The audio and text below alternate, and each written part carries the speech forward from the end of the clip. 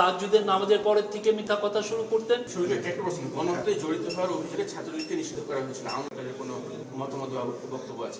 আমরা তো বলেছি শেখ হাসিনা একটা স্বৈরাচার, শেখ হাসিনা একটা ফ্যাসিস্ট রেজিম তৈরি করেছিলেন এবং সেটার পরে আপনি দেখেছেন উনি কি খুন গুম উনার অর্ডারে হয়েছে। বাংলাদেশের 3,500 লোকের মতো গুম হয়েছে। এই জুলাই আগস্টে প্রায় 2,000 মতো ছেলে মেয়েকে মারা হয়েছে, যাদের কারো কারো বয়স 4, 12, 16 এরকম। এবং আপনি দেখেছেন তার আমলে কি করাপশনটা হয়েছে। ডক্টর দেবপ্রিয় ভট্টাচার্যের নেতৃত্বে যে হোয়াইট পেপার কমিটি ওইটা হয়েছে। আমি সবাইকে এখানে যতগুলো জার্নালিস্ট আছেন সবাইকে অনুরোধ করবো আপনারা ওইটা পুরোটা পড়বেন। কি ভয়াবহ একটা হরর স্টোরি এটা। সেই জায়গা থেকে শেখ হাসিনা এখন কি বলছেন সেটার মুখ্য বিষয় না। আমাদের মুখ্য বিষয় হচ্ছে আওয়ামী লীগের যাদের হাতে রক্ত আছে প্রত্যেকের বিচার হবে, প্রত্যেককে আমরা বিচারের জায়গায় আনবো। আর বাংলাদেশের পার্টিগুলো ডিসাইড করবেন আওয়ামী লীগের পলিটিক্যাল ভবিষ্যৎ কি হবে। কিন্তু সোফার আমরা দেখছি যে আওয়ামী লীগের কারো মধ্যে কোনো অনুশোচনা নাই, বরং উনি মিথ্যার একের পর এক মিথ্যা। উনি তো আগে তাহাজ্জুদের নামাজের পরের থেকে মিথ্যা কথা শুরু করতেন, এখনো তো উনি ওই ট্রেনটা রেখে গেছেন, মিথ্যার পর মিথ্যা বলেই যাচ্ছেন। সত্যিকার অর্থে বাংলাদেশের মানুষ